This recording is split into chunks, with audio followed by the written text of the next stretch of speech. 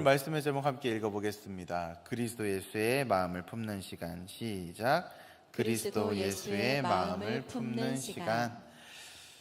설 명절 연휴 마지막 날입니다. 그러나 이 날에 또 나오셔서 이 예배 자리에 함께 하시는 모든 분들께 주님의 은혜와 평강이 가득하기를 진심으로 축복드립니다.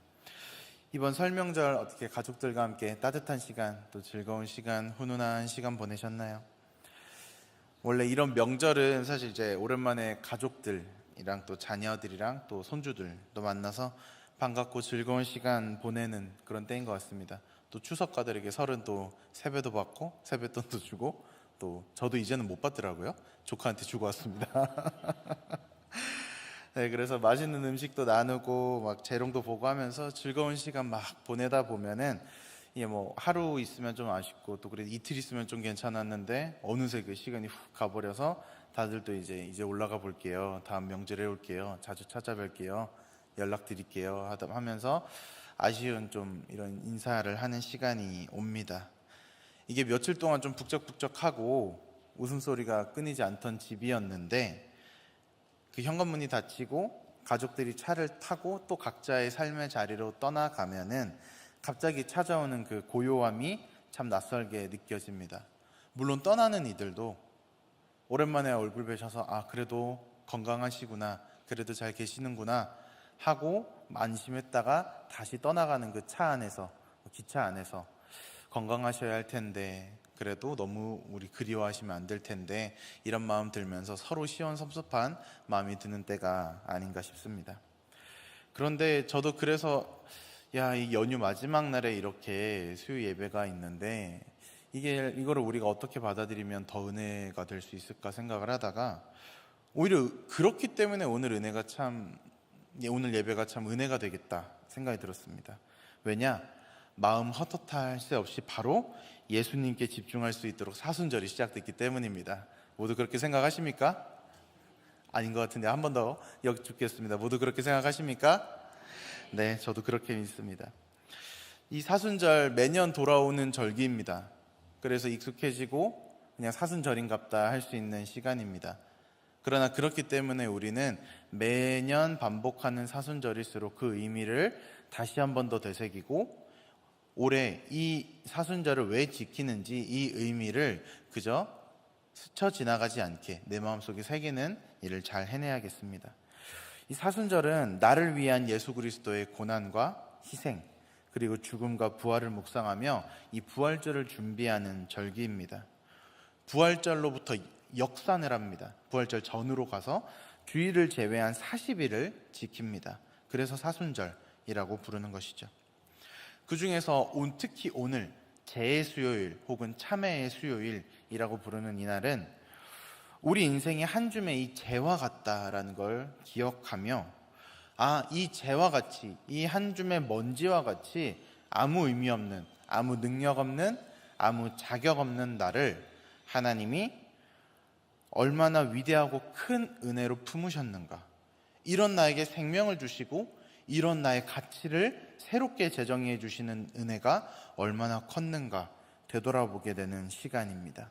그래서 오늘 새벽에도 이 앞에 놓여진 것처럼 재를 우리 이마에 바르며 나는 재와 같은 존재임을, 내가 흙에서 왔으니 흙으로 돌아갈 것이라는 그 사실을, 그런 존재임에도 불구하고 하나님이 베풀어 주신 은혜를 다시금 묵상하는 시간을 가졌습니다. 이런 흐름에서 사순절은 단순히 주님의 고난을 슬퍼하는 시간이다? 그렇게 생각할 수 없습니다. 사순절은 부활의 기쁨을 맞이하기 위해서 우리 영혼을 다시 깨끗하게 청소하고 새롭게 단장하는 시간이라고 할 수 있겠습니다. 미리 준비할 수 있는 시간이라는 거죠. 오늘 우리가 읽은 이 빌립보서 2장의 말씀에는요, 사순절 기간 동안 우리가 꼭 기억하고 또 지켜내야 할 두 가지 가치가 고스란히 담겨져 있습니다. 비워내고 낮아지고 그리함으로써 주기까지 복종하신 그 예수 그리스도의 마음 말입니다. 오늘 말씀을 통해서 이 사순절 기간 동안 우리가 무엇을 비워야 할지, 또 어떻게 낮아져야 할지 함께 나누고자 합니다. 저희 첫 번째로 함께 읽어보겠습니다. 비움, 새로운 은혜를 담기 위한 공간 만들기. 시작. 비움, 새로운 은혜를 담기 위한 공간 만들기. 우리가 이번 사순절을 통해서 주님의 부활을 경험하고 또 새롭게 변화되기 원한다면 가장 먼저 해야 할 작업이 있습니다. 그건 바로 내 안을, 내 마음을 비워내는 것입니다. 잠언 4장 23절 말씀은 이렇게 저희에게 경고합니다. 모든 지킬 만한 것 중에 더욱 내 마음을 지켜라. 생명의 근원이 이에서 남이니라. 아멘. 잠언 말씀은 우리 모든 것 중에 너의 마음을 지키라라고 얘기합니다. 그런데 왜 그렇게 말씀을 하는 거냐? 생명의 근원이 이에서 난다라는 겁니다. 우리 마음은요, 마치 좀 더 이해를 돕게 비유하자면 하나의 그릇과 같습니다. 이 그릇 안에 무엇을 담느냐에 따라 가치가 달라지는 것이지요. 요즘에 요리 경연 프로가 참 많더라고요. 그런데 동일한 접시를 가지고도 그 셰프들은 미슐린 식당에서 나오는 수십만 원 가치의 음식을 담아내면 그 접시도 그렇게 고풍스러워 보이는데, 제가 만든 이제 김치볶음밥을 담으면 그냥 누구나 그 집안에 있는 그런 접시가 되는 것이죠. 이것처럼 그 마음이라는 그릇 안에 세상의 욕심, 또 나의 자기애, 혹은 남에 대한 미움이나 서운함, 질투로 꽉 차 있다면 그 그릇 안에 하나님이 주시는 은혜가 들어올 틈이 없는 겁니다. 하나님이 부어주시는 새로운 은혜는 겉돌게 되는 것이죠. 마태복음 9장 19절, 저희도 잘 아는 말씀인데요, 여기서 주님이 이렇게 말씀하십니다. 새 포도주를 낡은 가죽 부대에 넣지 않는다.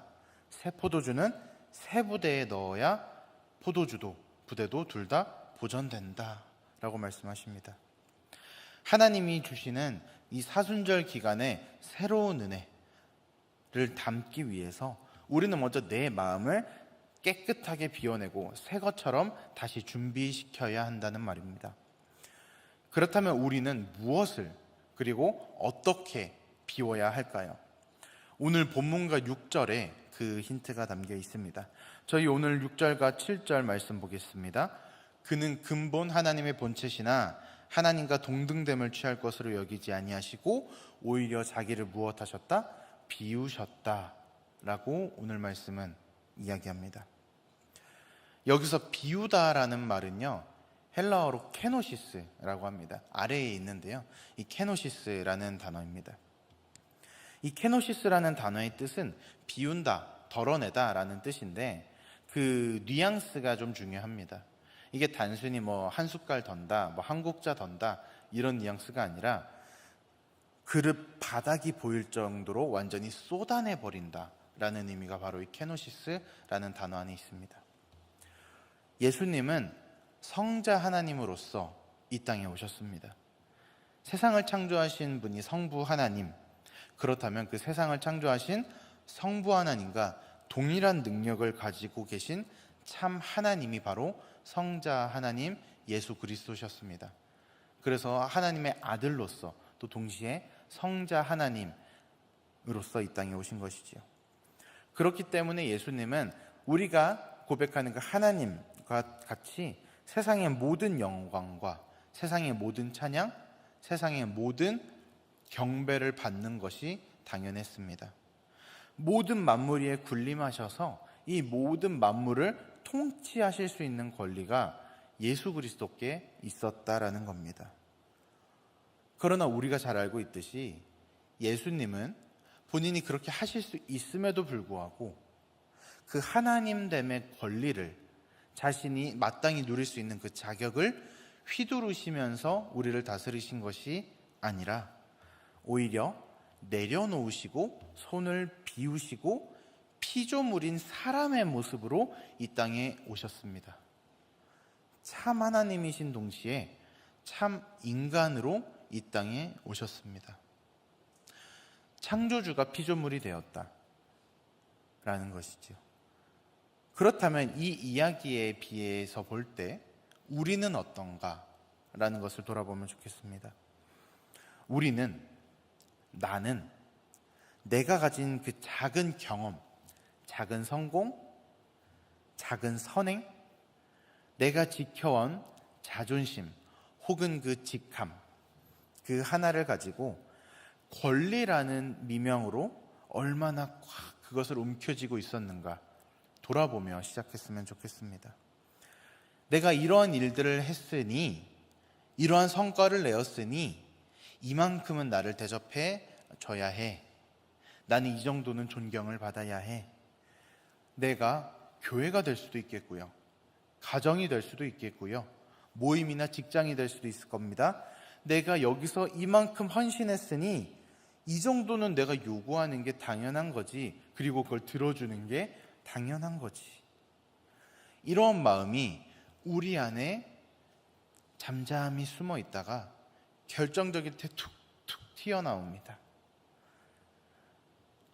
그래서 나도 모르게 어느 순간 서운한 말 한마디, 나도 모르게 순간 내 안에 가득 차 있던 나의 욕심이 담긴 그 한마디를 뱉어내게 됩니다.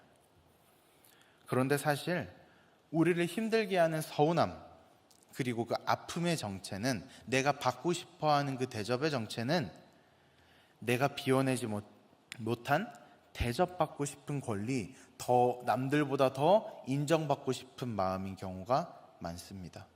오히려 내가 느끼는 그 상실, 내가 부족하다고 느끼는 그 부분을 더 대접받고 싶어 한다라는 것이지요. 여기에 우리가 기억해야 할, 또 본받아야 할 위대한 비움의 실화가 하나 있습니다. 이분을 좀 소개하고 싶은데요, 20세기의 위대한 선교사 중에 한 명으로 손꼽히는 짐 엘리엇의 이야기입니다. 이 짐 엘리엇 선교사님은요, 대학교를 수석으로 졸업한 굉장한 수재였습니다. 전도 유명한 청년이었고요. 하지만 그는 하나님의 마음을 품고 남미 에콰도르의 살인 부족인 아우카 부족이 있습니다. 그 아우카 부족에게 내가 복음을 전하리라 결심하고 자신이 가지고 있던 모든 학위, 수석 졸업, 앞으로 펼쳐질 창창한 미래, 성공, 부귀, 이 모든 것을 다 내려놓고 끊고 에콰도르로 떠납니다. 당연히 모두가 그를 향해서 미쳤다고 얘기했습니다. 그를 붙잡았습니다. 부모님이 얼마나 붙잡으셨을까요? 이거 재능 낭비다. 너 앞에 얼마나 탄탄대로가 있는데 그것을 그렇게 헛되이 버리고 가느냐. 멍청한 짓이다 이야기했습니다. 그러지 말라 이야기했습니다. 그럼에도 불구하고 이 짐 엘리엇 선교사님은 에콰도르로 향해서 아우카 부족에게 다가갔습니다. 그러나 그는 그 부족민들의 창에 찔려서 29이라는 젊은 나이에 순교하고 맙니다. 그래서 사람들이 이 짐 엘리엇 선교사님의 사역을 보고 누군가는 헛되다, 결국에 아무것도 이루지 못했다 이야기하기도 합니다. 그러나 그의 일기장에서 이런 글이 발견이 됐는데요, 이 글을 소개하고 싶습니다. 영원한 것을 얻기 위해서 영원하지 못한 것을 버리는 자는 결코 바보가 아니다. 이 글 안에 짐 엘리엇 선교사님이 어떤 결심으로 그 선교의 자리로 나아갔는지가 너무나도 잘 담겨 있는 것 같습니다.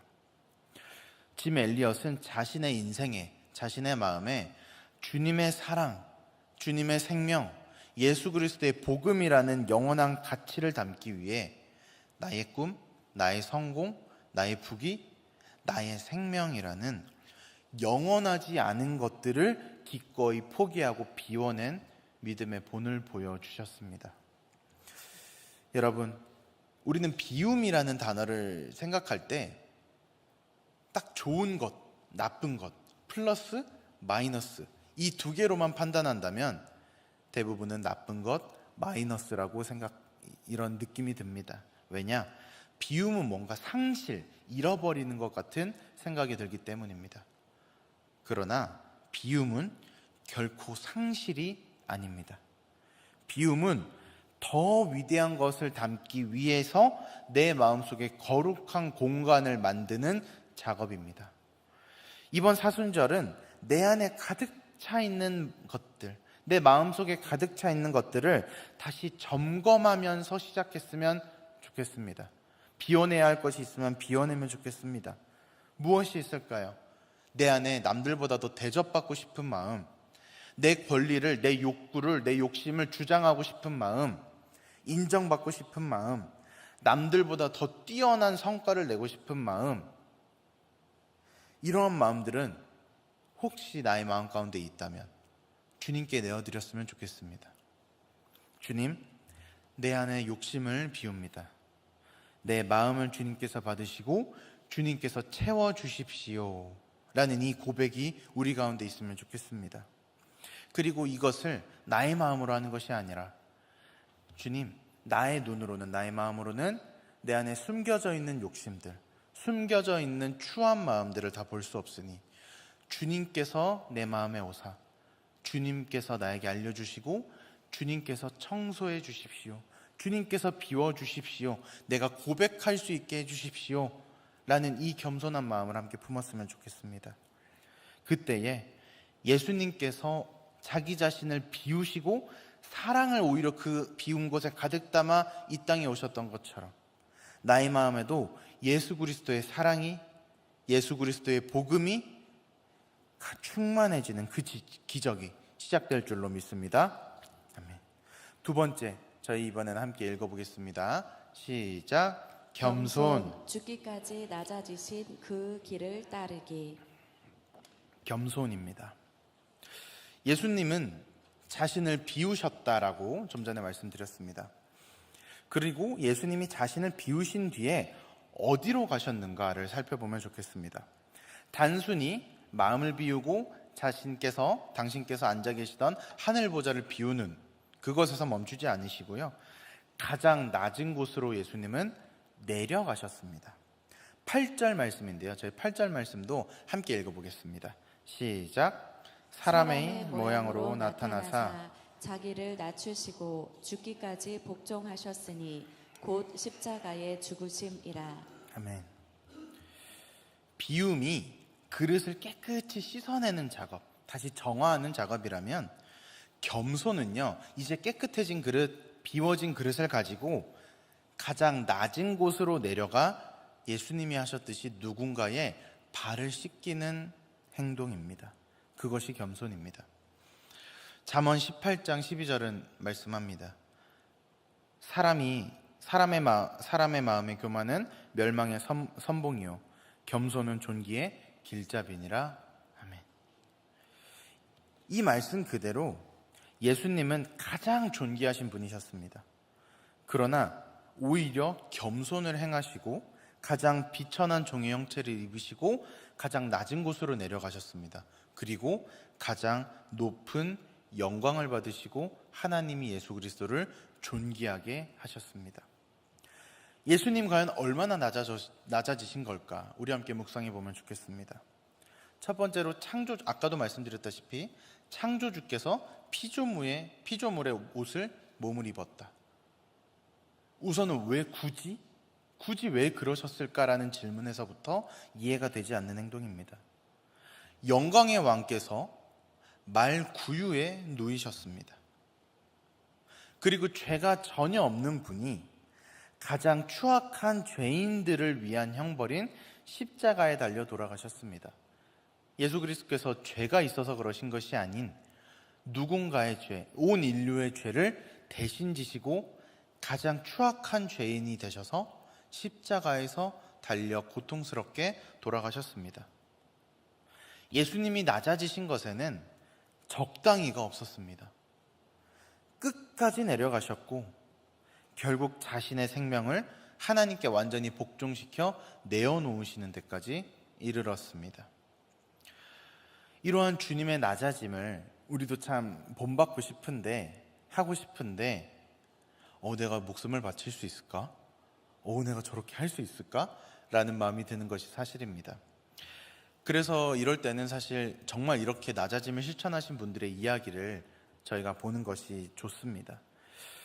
한국 땅에서 특히 이 예수님의 낮아지심을 닮아가려고 힘썼던 분이 계신데요, 그 중에서 한 분을 소개하고 싶습니다. 바로 바보 의사라 불렸던 장기려 박사님, 또 장기려 장로님이시기도 합니다. 장기려 장로님은요, 당대 이제 최고의 천재 의사로 불렸습니다. 그리고 특히 우리나라 간 쪽에서 수술에도 굉장히 선구적인 역할을 하셨다고 합니다. 저 당시에 의술이 참 발전하지 못했는데 저 때에 뛰어난 의술을 가지고 있었다? 이것은 마음만 먹으면 얼마든지 부와 명예를 다 누릴 수 있는 위치에 계셨다. 그런 기회가 있었다라는 말입니다. 하지만 장기려 장로님은 평생을 가난한 사람 위에서 사셨습니다. 병원 옥상에 작은 방 한 칸이 있었다고 합니다. 아마 옥탑방 같은 것이었겠죠. 거기서 사셨답니다.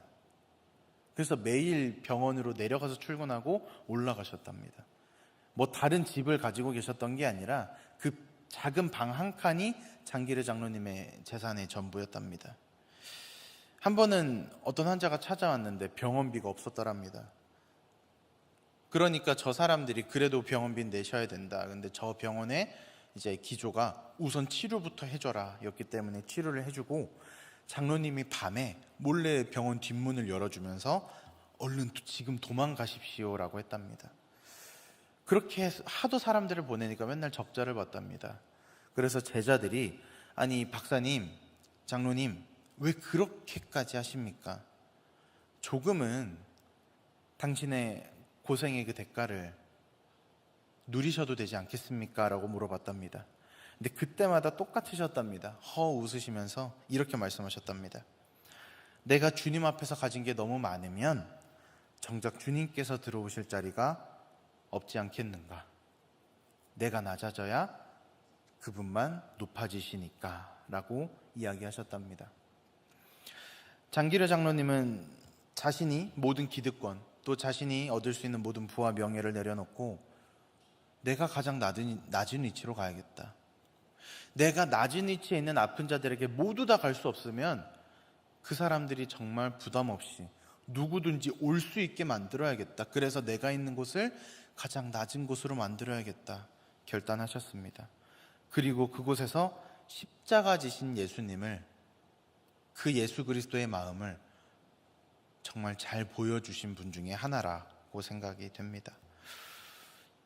이 장로님은 세상의 성공보다 주님께 복종하며 하늘나라에서의 성공하는 삶을 더욱더 귀하게 여기셨습니다. 여러분, 저희가 지금 결단하고 있는 이 겸손이라는 덕목은요, 단순히 성격이 부드러워서 남을 잘 돌보아서 겸손하다라고 불릴 수 있는 것이 아닙니다.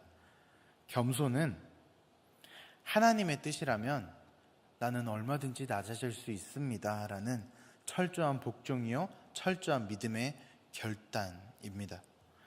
남들보다 높아지고 싶고 인정받고 싶은 건 인간의 본성입니다. 저도 아직도 그런 마음이 너무나도 많습니다. 저 자신을 쳐야 할 부분이 너무나도 많습니다. 그러나 나 자신의 마음을 먼저 내려놓는 겁니다. 어떻게 그럴 수 있느냐? 하나님께서 가장 좋은 때에 나를 분명히 사용하실 것이다. 그리고 하나님께서 원하신다면 나를 높이시고 인정하실 것이다 라는 이 믿음이 있다면, 하나님에 대한 신뢰가 있다면, 하나님의 뜻, 하나님의 때를 신뢰하며 얼마든지 나는 지금 낮아지겠습니다. 내가 낮은 곳으로 가겠습니다. 갈 수 없다면 내가 있는 곳에 가장 낮은 자들이 올 수 있도록 하겠습니다 라는 이 결단, 하나님께서 그리 원하신다면 내가 낮아지겠습니다 라는 이 복종의 결단, 이것이 바로 겸손일 것입니다. 그렇게 결단하며 그렇게 살아가는 겸손한 자에게 하나님은 이렇게 약속하십니다. 베드로전서 5장 6절의 말씀인데요, 저희 함께 읽어보겠습니다. 시작. 그러므로 하나님의 능하신 손 아래에서 겸손하라. 때가 되면 너희를 높이시리라. 아멘. 우리가 십자가 앞에서 예수 그리스도의 그 비움과 겸손과 그 사랑 앞에서 나를 낮추고 나의 고집은 꺾고 하나님께 복종하겠습니다. 하나님 앞에서 얼마든지 낮아지겠습니다. 왜냐? 나는 하나님의 때를, 하나님의 방법을, 하나님의 뜻을 신뢰하기 때문입니다. 나를 책임지실 것을 신뢰하기 때문입니다. 이 마음으로 나아갈 때에 하나님은 오히려 그러한 우리의 마음을, 우리의 모습을 보시고 귀하다 해주시고 하나님의 때에 우리를 세우시고 인정하시고 하나님 나라에서의 성공을 우리에게 주실 줄로 믿습니다. 이번 사순절 기간 이런 마음을 품었으면 좋겠습니다. 내가 누구에게, 내가 어디서 대접받을 수 있는가? 내가 어디를 가야 그래도 조금 더 편안하게 있을 수 있는가? 내가 어디에 가야 내가 너무나도 고생한 것들에 대해서 인정받을 수 있는가? 대우받을 수 있는가? 이런 마음 내려놓고 내가 누구를 더 섬길 수 있지? 내가 먼저 누구를 섬겨야 하지? 이 고민이 우리 마음 가운데 있으면 좋겠습니다. 남편이 될 수도 있고요, 자녀가 될 수도 있고요, 이웃이나 친구 혹은 주변에 있는 성도가 될 수도 있고요, 전혀 알지 못하는 사람이 될 수도 있고, 아예 해외에 있는 그 누군가가 될 수도 있습니다. 그러나 그들에게 내가 당신보다 낮은 마음으로, 낮은 자세로, 낮은 곳으로 가서 당신을 섬기겠습니다, 이 마음으로 다가가며 그 마음 담아 우리가 그들을 대할 때에 그곳이 바로 예수 그리스도께서 가셨던 가장 낮은 곳이 되고, 내가 있는 곳이 가장 낮은 곳이 된다면 그곳 가운데에 예수 그리스도께서 함께 하십니다. 바로 주님이 임재하시는 축복의 자리가 될 줄로 믿습니다. 말씀을 정리합니다. 사랑하는 성도 여러분, 오늘은 사순절을 시작하는 참회의 수요일입니다. 사순절은 저도 처음에는 이렇게 생각했는데, 사순절은 단순히 나를 힘들게 고행시키는 시간이 아닙니다. 원래는 중세시대 때는 사순절에 금식도 하고 사순절마다 열심히 나를 좀 고생을 시켰다고 합니다. 그런데 그렇게 40일을 지내고 나서 오히려 그동안 내가 참아왔던 거, 그동안 내가 하지 못했던 거에 대한 보상 심리로 더 쾌락에 빠지게 되고 더 유흥에 빠지는 일이 빈번했다 합니다. 그래서 지금은 일부 교단에서는 혹은 일부 교회에서는 사순절을 지키는 것에 굉장히 비판적인 시각을 여전히 가지고 있습니다. 단순히 나를 힘들게 고행시키고 그 이후에 내가 누리지 못했던 걸 누리면 된다? 이것이 사순절의 본질이 아닙니다. 사순절은 그동안 내 안에 예수 그리스도가 아닌 다른 것에 초점을 맞추고 다른 것을 바라고 다른 것을 더 사랑하고 내가 더 대접받고 인정받기 원했던 것이 있다면 그거 다 비워내야겠다. 원래 매일매일 해야 하는 거고 내가 매일매일 하나님 앞에 서야 하는 건데, 내가 부족하여 내가 연약하여 그렇게 하지 못하니 이 사순절이라도 이때에라도 다시 한번 상기하고 다시 한번 결단해서, 주님, 내가 부족하지만 이 40일이라도 하나님 앞에 지켜보겠습니다. 지켜내겠습니다. 주님의 은혜의 극치의 상징인 그 부활절을 내가 거룩하게 준비하겠습니다 라는 이 결단이 있는 시간이 되어야 합니다. 그렇게 나를 비워내고 죽기까지 나를 사랑하신 예수 그리스도의 사랑을 가득 채워서, 그 복음 채워서 가장 낮은 곳으로 나아가는 겸손을 실천하기 시작해야 하는 때가 바로 이 사순절인 줄로 믿습니다. 예수님께서 자기를 비워 죽기까지 복종하셨을 때 하나님께서 예수님을 지극히 높여 모든 이름 위에 뛰어난 이름을 주셨습니다. 우리는 이 점 기억해야 합니다. 이번 한 주 살아가실 때에 먼저 나의 마음을 비우는 시간 가지시면 좋겠습니다. 각자 말씀의 묵상 시간 속에서, 기도하는 시간 속에서 주님께 이렇게 구하는 기도가 필요합니다. 주님, 나의 마음에 있는 욕심들, 헛된 것들 구하는 그 마음들을 먼저 나에게 보여주십시오. 내가 너무 익숙해져서 잊고 있었다면 내게 일깨워 주십시오. 그리고 그 모든 것들을 내려놓는 마음을 허락해 주십시오. 비워내 주십시오. 헛된 것들로 내 마음을 채우지 않게 해 주십시오.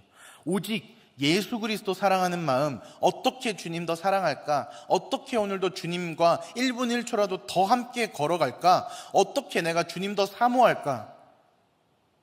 그리고 예수 그리스도의 사랑으로 가장 낮은 곳으로 가서 겸손을 행할 수 있도록 인도해 주십시오.